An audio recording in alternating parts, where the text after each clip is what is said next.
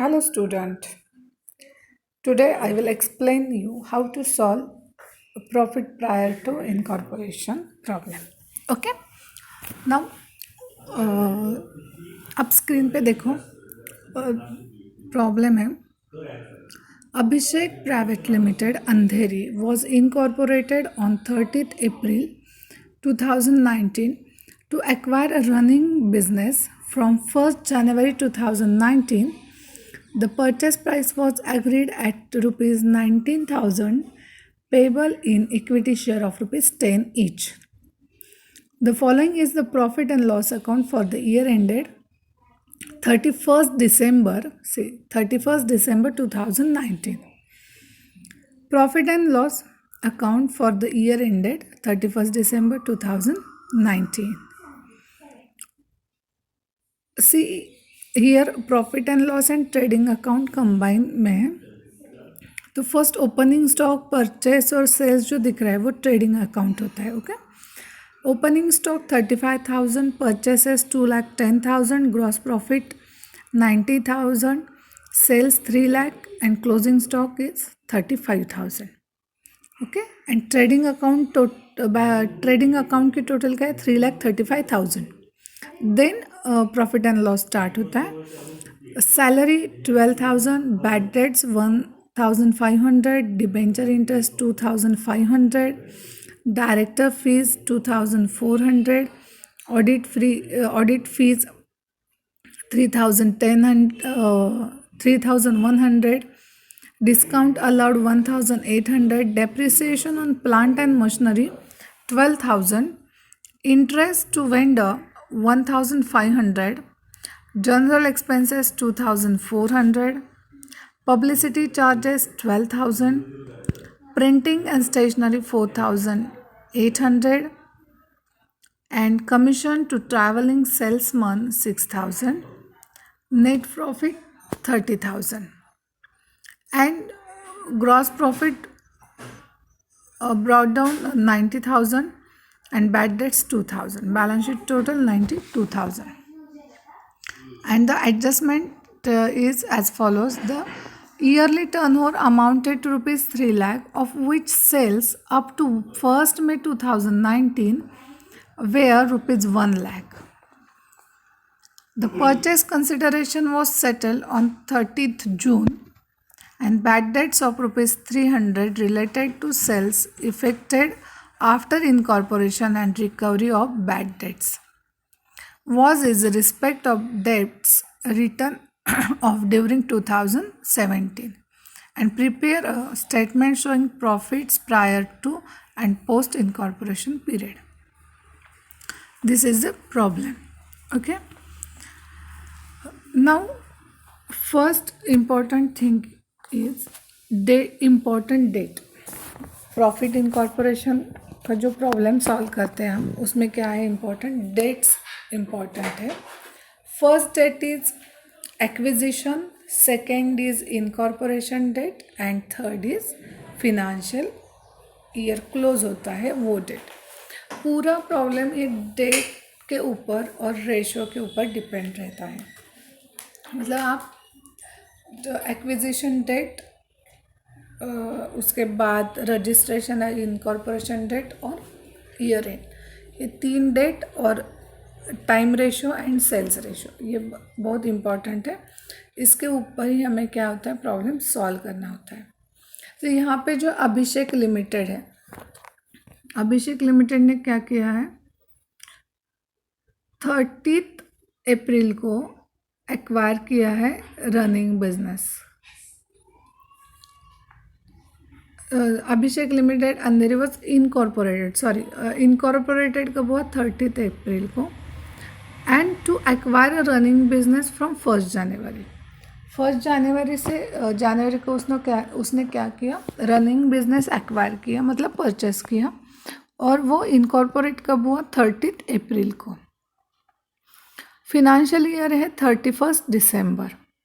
3 date तो आपको पता चल गई. ओके, उसके बाद जो सेल्स है वो टर्नओवर अमाउंट रुपीस टोटल कितनी है 3 लाख है. फर्स्ट एडजस्टमेंट देखो, the yearly turnover amounted to rupees 3 lakh, of which sales up to 1st May 2019 were 1 lakh. Total turnover 3 lakh था और 1 मई 2019 तक, अप टू 1 मई मतलब 1 मई 2019 तक कितना था, 1 लाख था. मतलब टोटल कितना था, 3 लाख था. 1 लाख क्या था, 1 मई तक था. तो मैं अभी आपको डेट जो है मैंने बोला आपको important date, time ratio and sales ratio, वो एक्सप्लेन करती हूँ तो आपको पता चलेगा 3 लाख और 1 लाख का कनेक्शन कैसे होगा. ओके, नाउ अभी मैं आपको बताती हूँ जो डेट होते हैं. मतलब यहाँ पे देखो 1 जनवरी है, इम्पॉर्टेंट डेट है. स्क्रीन पे देखो important dates: date of acquisition, date of incorporation and date of financial close, मतलब year end. Date of acquisition क्या है, 1 जनवरी 2019.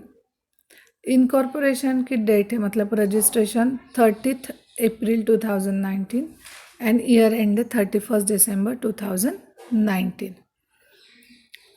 तो 1 जन टू 30 अप्रैल, 1 जन टू 30 अप्रैल के बीच में जो पीरियड है वो कितना है, 4 मंथ्स. मतलब जनवरी, फरवरी, मार्च, 30 अप्रैल है इसलिए पूरा अप्रैल मतलब 4. मतलब प्री जो पीरियड है वो कितना है, 4 मंथ्स का है. और 30 अप्रैल टू 31 दिसंबर कितने मंथ्स होंगे, 8 मंथ्स. मतलब 4 मंथ्स जो है वो प्री इनकॉर्पोरेशन पीरियड है और 8 मंथ्स जो है वो पोस्ट इनकॉर्पोरेशन पीरियड है. टोटल कितने हो गए, 12 मंथ्स. ईयर में कितने मंथ्स होते हैं, 12 मंथ्स होते हैं. फिनेंशियल ईयर में भी कितने मंथ्स होते हैं, 12 मंथ्स होते हैं.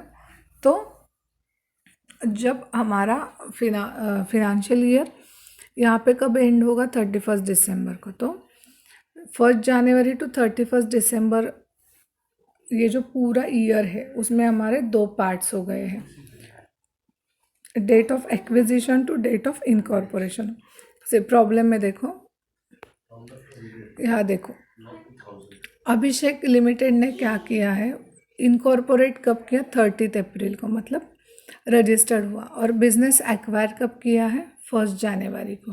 ओके, बस इसका मतलब डेट ऑफ एक्विजिशन 1 जनवरी है, डेट ऑफ इनकॉर्पोरेशन 30 अप्रैल है और उसके बाद प्रॉब्लम में बताया है ईयर एंड कब है, 31 दिसंबर. ओके, तो ये 3 इम्पोर्टेंट डेट तो आपको पता चल गई होगी, 1 जनवरी, 30 अप्रैल और 31 दिसंबर.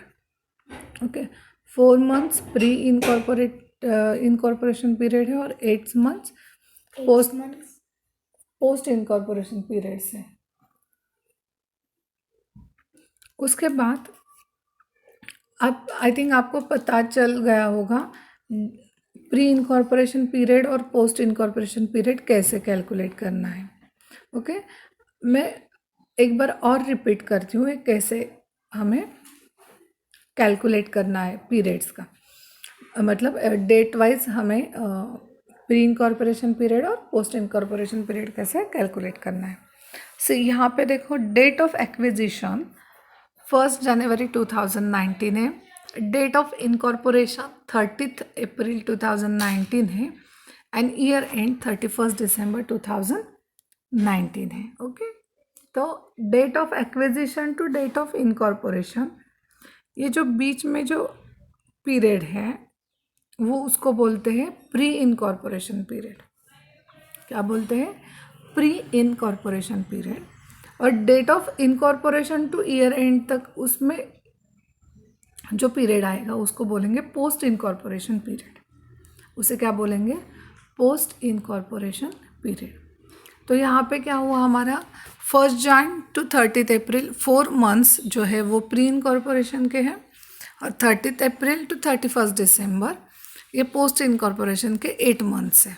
Okay, now second important thing is calculation of time ratio and calculation of sales ratio. पूरा प्रॉब्लम इस पे डिपेंड होता है.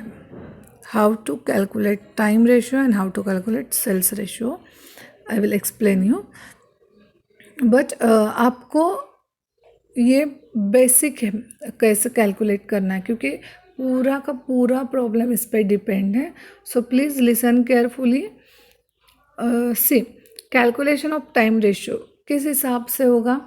प्री इनकॉर्पोरेशन का पीरियड और पोस्ट इनकॉर्पोरेशन का पीरियड, इसके ऊपर टाइम रेशियो होता है. टाइम मतलब हमारा फिनेंशियल ईयर कितना होता है? 1 ईयर का होता है. 1 ईयर मतलब 12 मंथ्स होते हैं. ये 12 मंथ्स मतलब हमारा बिजनेस जो होता है वो 12 मंथ्स उसका टाइम रहता है. ईयर में कितने मंथ्स होते हैं? 12 मंथ्स होते हैं. तो हमारा बिजनेस का टाइम कितना है? 12 मंथ्स का है. ईयर वाइज नहीं पकड़ेंगे क्योंकि हमें कैलकुलेशन करना है इसलिए. तो 12 मंथ्स जो है वो हमारे बिजनेस का पीरियड है. और वो किस हिसाब से हम कैलकुलेट करेंगे? तो टाइम के हिसाब से, मतलब जो मंथ्स होते हैं, प्री पीरियड में कितने मंथ्स है और पोस्ट पीरियड में कितने मंथ्स है, ये हम कैलकुलेट करेंगे. मतलब जब हमारा बिजनेस, ये देखो मैंने फर्स्ट वीडियो में ही बताया था, प्रॉफिट प्रायर इनकॉर्पोरेशन का पीरियड जो चैप्टर है वो किस पे ऊपर डिपेंड है? हम किसी का रनिंग बिजनेस एक्वायर करते हैं, नॉट कि हम न्यू बिजनेस फॉर्म करते हैं. तो डिपेंड किस पे है? हम किसी का तो बिजनेस एक्वायर करेंगे. जब हम किसी का बिजनेस एक्वायर करेंगे या एक्विजिशन होगा उसका, उसके बाद वो बिजनेस हम हमारे नाम पे रजिस्टर्ड करेंगे. उसके बाद हम हमारे नाम पे क्या करेंगे? बिजनेस रजिस्टर्ड करेंगे. देन जो भी ट्रांजैक्शंस होंगे वो हमारे कंपनी के होंगे. ओके, इसलिए pre period and post period, ऐसे 2 पीरियड इस चैप्टर में हम सीख रहे हैं. मतलब मैं आपको सिखा रही हूँ what is the pre period and what is the post period. यहाँ पे देखो, जो अभिषेक लिमिटेड है, Abhishek limited Andheri was incorporated on 30 April 2019. मतलब क्या हुआ? उसका बिजनेस जो था इनकॉर्पोरेट हो गया, मतलब रजिस्ट्रेशन हो गया. ओके, उसके बाद उसने कब लिया था बिजनेस? 1 जनवरी को लिया. मतलब 1 जन टू 30 अप्रैल, ये जो पीरियड था वो उसने बिजनेस एक्वायर करने के बाद बाकी जो फॉर्मेलिटीज़ होती है रजिस्ट्रेशन के लिए, डॉक्यूमेंट सबमिट करना, रजिस्ट्रेशन करना, कैपिटल सेटअप करना, वो सब पीरियड था. उसके लिए उसको 4 मंथ्स लगे. ओके, तो उसको हम प्री इनकॉर्पोरेशन पीरियड बोलेंगे. जैसे मैंने देखो ये डेट में मेंशन किया है 1 जनवरी टू 30 अप्रैल, इसको क्या बोलेंगे? 4 मंथ्स. और बाकी के 8 मंथ को पोस्ट पीरियड बोलेंगे. तो ये जो है ये बहुत इम्पॉर्टेंट है और ये डेट के ऊपर ही हमारा टाइम रेशियो डिपेंड है. तो यहाँ पे देखो, pre incorporation time is to post incorporation time. मतलब प्री इनकॉर्पोरेशन टाइम कितना था? 4 मंथ्स. एंड पोस्ट इनकॉर्पोरेशन कितना था? 8 मंथ्स. 4:8 हो गए. 4 मंथ्स इज टू 8 मंथ्स. तो रेशो कितना आ गया? 1:2. कैसे निकाला रेशो? 4 1 ज़ा 4, 4 2 ज़ा 8. दिस इज मतलब रेशो निकालने का फॉर्मेट समझो. ठीक है, 4:8 मतलब 1:2. ये क्या हो गया? हमारा टाइम रेशियो सेट हो गया. उसके बाद हम क्या करेंगे? कैलकुलेशन ऑफ सेल्स रेशियो करेंगे, क्योंकि हमारा आधा प्रॉब्लम टाइम रेशियो के हिसाब से सॉल्व होगा और आधा प्रॉब्लम सेल्स रेशियो के हिसाब से सॉल्व होगा. Now calculation of sales ratio कैसे होगा? Pre incorporation sales and post incorporation sales. कैसे होता है? Pre incorporation sales and post incorporation sales. यहाँ पे 1 लाख इज टू 2 लाख है. टोटल सेल्स टर्नओवर कितना था हमारा? 3 लाख था. अगेन अब बैक जो प्रॉब्लम के हम सी प्रॉब्लम में देखो, ट्रेडिंग अकाउंट में क्या है? बाय सेल्स कितने? 3 लाख है. हाउ मच है sales? 3 lakh. And then see the first adjustment, the yearly turn over amounted to ₹3 lakh. Yearly कितना था टर्न ओवर?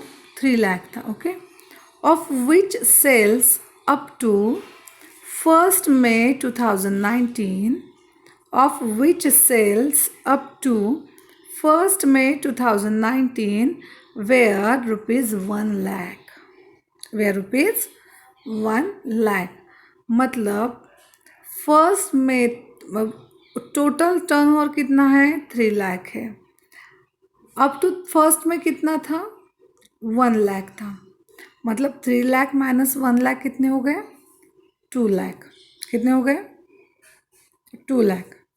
मैं अगेन रिपीट करती हूँ, the yearly turnover amounted to rupees 3 lakh, of which sales up to 1st May 2019 were 1 lakh, were 1 lakh, means 3 lakh जो total turnover था उसमें से 1 लाख क्या है हमारा 1st May तक का टर्नओवर है, और बाकी जो 2 लाख बचे हैं वो क्या है आफ्टर 1st May 2009 के बाद का जो टर्नओवर है वो है, मतलब 3 lakh minus 1 lakh is equal to 2 lakh. अब हम देखेंगे कैसे कैलकुलेट होगा sales ratio, okay. Now we screen पे देखो, pre incorporation sales and post incorporation sales. Pre कितने दिखाई मैंने 1 lakh and post 2 lakh, total turnover देखो स्क्रीन पे मैंने राउंड किया है 3 लाख को, this is total turnover 3 lakh, मतलब इनका रेशियो कैसे है 1:2, 1:2 कैसे है, जो 1st May 2019 तक था वो क्या था हमारा प्री इनकॉर्पोरेशन का रेशियो था, कैसे सी यहाँ पे देखो हमारा जो इनकॉर्पोरेशन पीरियड है 1 Jan to 30 अप्रैल क्या है हमारा प्री इनकॉर्पोरेशन पीरियड है, और 30 April to 31 December post incorporation period है। यहाँ पे हमें क्या बताया है, जो टोटल 3 लाख टर्नओवर था उसमें से 1st May तक कितना था 1 लाख था, तो 1st May तक मतलब कहाँ गए 1 जनवरी टू 30 अप्रैल, 1st May कहाँ से कैलकुलेट होगा पोस्ट में जाएगा, लेकिन 1 तारीख तक मतलब 30 अप्रैल को रजिस्ट्रेशन हो गया और 1 मई तक कितना था 1 लाख था, मतलब हमारा प्री इनकॉर्पोरेशन का पीरियड है उसमें 1 लाख कैलकुलेट करेंगे, और बाकी के बचे हुए 2 लाख है वो किस में जाएंगे पोस्ट इनकॉर्पोरेशन में जाएंगे। सी 1 लाख इज टू 2 लाख 1:2, मतलब टाइम रेशियो सेट हो गया 1:2, सेल्स रेशियो सेट हो गया 1:2। अगेन बैक जाते प्रॉब्लम की तरफ। सी प्रॉब्लम, अब यहाँ पे क्या होगा, आई थिंक आप लोगों को इम्पोर्टेंट डेट्स एंड रेशियो समझ में आ गया है, ओके। अब मैं आपको एक्सप्लेन करती हूँ कि जो trial by profit and loss है उसमें से जो भी मतलब सैलरी है बैड डेट्स है वो किस किस हिसाब से कैलकुलेट करेंगे। मैं जो चार्ट है बेसिक एलोकेशन का वो पोस्ट करती हूँ, और उसके बाद आप लोग क्या करो, वो जो चार्ट है मैं पोस्ट करूँगी वो चार्ट आप लर्न करो, या फिर आप हैंड से वो क्या करो, एक पेपर ले लो कार्ड शीट या बड़ा वाला पेपर, उसमें है ना आप time ratio, sales ratio, pre period and post period ऐसे कॉलम बनाओ, और जो एलोकेशन का मैं चार्ट पोस्ट करूँगी वो आप राइट डाउन कर लो और वहाँ कहाँ पे भी चिपका दो। तो क्या होगा आपको, आप जैसे ही घर में अंदर बाहर करोगे तो वो चार्ट आपको दिखाई देगा। तो रोज़ वो रीड करो, मतलब आते जाते देखेंगे तो अपने आप वो रीड हो जाएगा, और अगर आपने रीड किया तो आपको क्या लर्न हो जाएगा। तो मतलब टाइम रेशियो में क्या क्या जाता है, सेल्स रेशियो में क्या जाता है, ऐसे करने के बाद आपको मतलब वो आसान तरीका है, चार्ट बना के कहाँ पे तो लगा दो और वो रीड करो। अगर वैसे नहीं करना है तो नोटबुक ले लो, नोटबुक में वो चार्ट बनाओ, खुद बनाओ। आपके पास बुक होगा, मतलब मैंने कंपलसरी बोला है आप लोगों को बुक्स ले लो, तो आप लोग बुक्स ज़रूर लाना, क्योंकि आपको प्रैक्टिस के लिए बुक्स ज़रूरी है। मैं मतलब पूरे के पूरे प्रॉब्लम्स यहाँ पे नहीं पोस्ट कर सकती ना, इसलिए आप खुद का एक बुक ले लो और उसमें से आप प्रैक्टिस करोगे।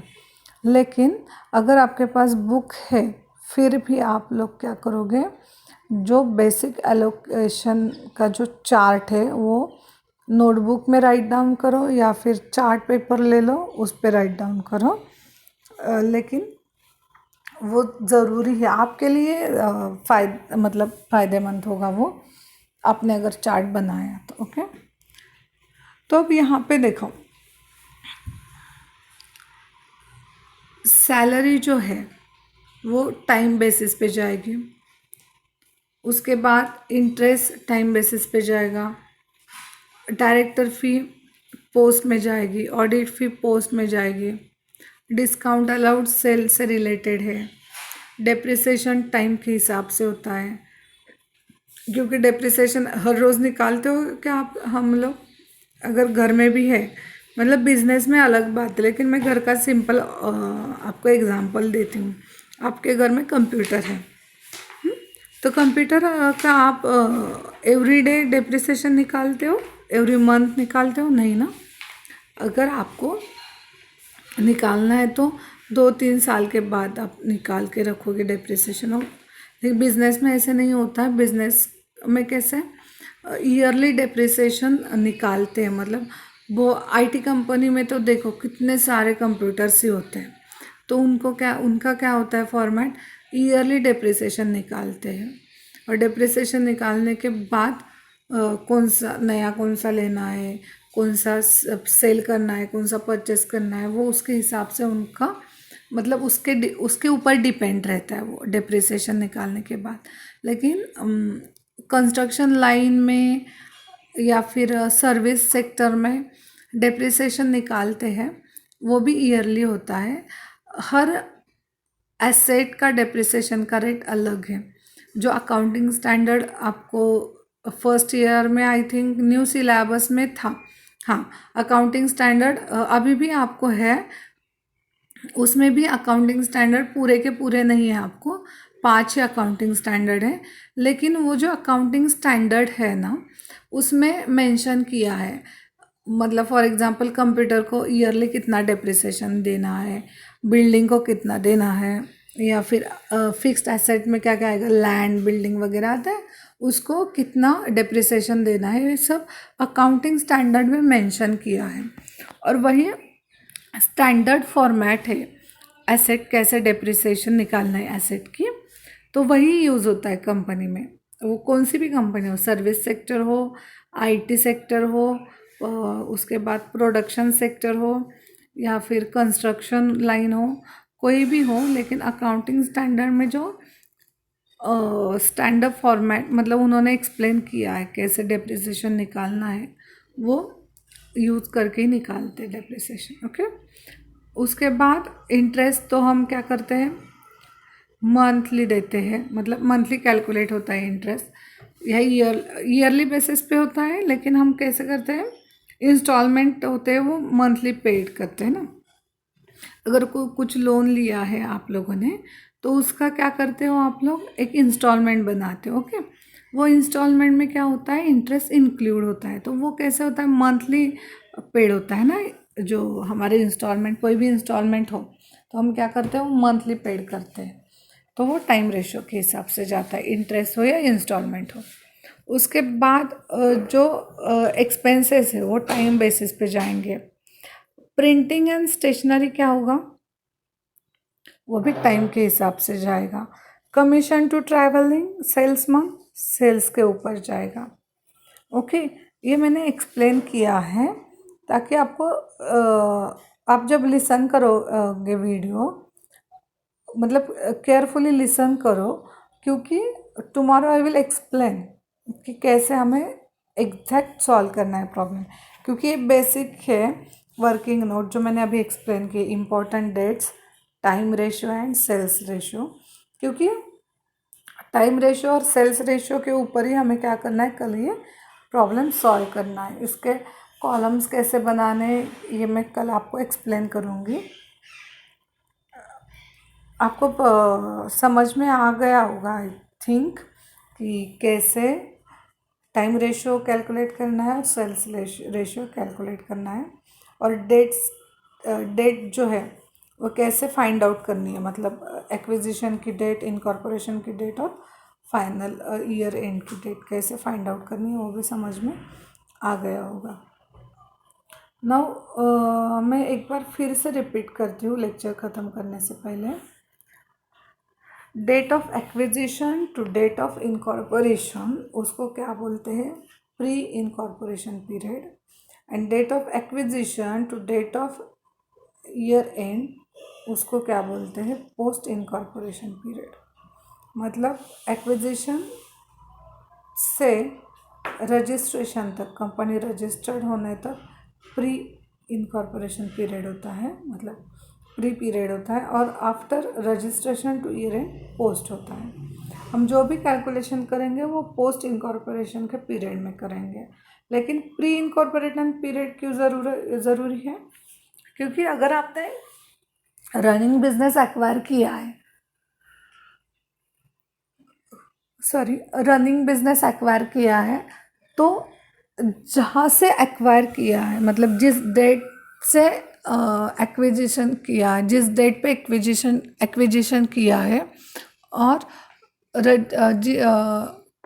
जिस डेट को रजिस्ट्रेशन किया है, उस बीच में जितने भी मंथ्स है उसका भी कैलकुलेशन करना ज़रूरी है, क्योंकि उसके ऊपर बाकी के कैलकुलेशन डिपेंड होते हैं। जैसे कि अभी हमने देखा सेल्स, देखो 1 मई 2019 तक कितने सेल्स था, उसका टर्नओवर था 1 लाख था। तो प्री इनकॉर्पोरेशन पीरियड हमने देखा, इसलिए हमें पता चला कि 1 लाख कहाँ तक कैलकुलेट करने हैं, और उसके बाकी की जो अमाउंट बची है वो हमने क्या किया है, पोस्ट इनकॉर्पोरेशन पीरियड को दे दी है। तो इसलिए प्री इनकॉर्पोरेशन का पीरियड और पोस्ट इनकॉर्पोरेशन का पीरियड बहुत इम्पोर्टेंट है। वो दोनों में कनेक्शन रहता है, प्री और पोस्ट में, और उसके ऊपर ही हम पूरा घूमते हैं। और यहाँ पे टाइम रेशियो भी देखो, जैसे कि हमारी प्री इनकॉर्पोरेशन की डेट और पोस्ट इनकॉर्पोरेशन की डेट, उसके ऊपर ही हम डिपेंड हमारा क्या है, टाइम रेशियो है। मतलब प्री का टाइम के मंथ कितने हैं, 4 मंथ्स है, और पोस्ट के कितने थे, 8 थे। तो हमारा क्या हो गया, उसके ऊपर ही टाइम रेशियो आ गया 4:8, मतलब 1:2। ऐसे हर टाइम नहीं होता है कि सेल्स रेशियो और टाइम रेशियो सेम आए। मतलब यहाँ देखो, हमारा जो सेल्स रेशियो और टाइम रेशियो क्या है, एक ही 1:2। एक कभी कभार ही होता है, हर प्रॉब्लम में ऐसे नहीं कि टाइम रेशियो जैसा ही सेल्स रेशियो निकलता है, ऐसे गलत फहमी मत रखो। बहुत सारे बच्चे होते हैं वो ट्रिक ढूंढते हैं, रेशियो निकालना नहीं, एक ही रेशियो निकालते हैं, अरे वो टाइम रेशियो 1:2 है ना, तो सेल्स भी वैसा ही होगा। तो वैसे नहीं होता है, हर सेल्स रेशियो और टाइम रेशियो हर प्रॉब्लम में अलग अलग रहते हैं। समझ में आ गया आप लोगों को? वीडियो केयरफुली लिसन करो, क्योंकि अगर आपको बेसिक कंसेप्ट क्लियर हो जाएंगे तो आगे का प्रॉब्लम आपको बहुत इजी हो जाएगा सॉल्व करने के लिए। जब तक आपके बेसिक कंसेप्ट ही क्लियर नहीं होते तब तक आपको, मतलब आपको प्रॉब्लम अच्छे से सॉल्व करने को आता है, आपका प्रेजेंटेशन अच्छा है, बट आपका बेसिक जो है वो अगर पुअर है तो क्या फ़ायदा ना। मतलब प्रेजेंटेशन अच्छा करते हो, प्रॉब्लम सॉल्व अच्छा करते हो, इसके साथ साथ आपको बेसिक कंसेप्ट भी उतने ही ज़रूरी है। ओके, तो कल मैं आपको बताऊंगी कि एक्चुअल में प्रॉब्लम कैसे सॉल्व करेंगे, और जो मैंने बोला बेसिक एलोकेशन वो भी पोस्ट करती हूँ। फ़िलहाल आप लोग, आपके पास जो बुक्स हैं उसमें से आप बेसिक एलोकेशन रीड करो। मैंने एक्सप्लेन भी किया है, वीडियो अगर आप केयरफुली लिसन करोगे तो आपको पता चलेगा मैंने टाइम रेशो में क्या क्या आता है, सेल्स में क्या क्या आता है वो एक्सप्लेन किया है। ओके, चलो, थैंक यू।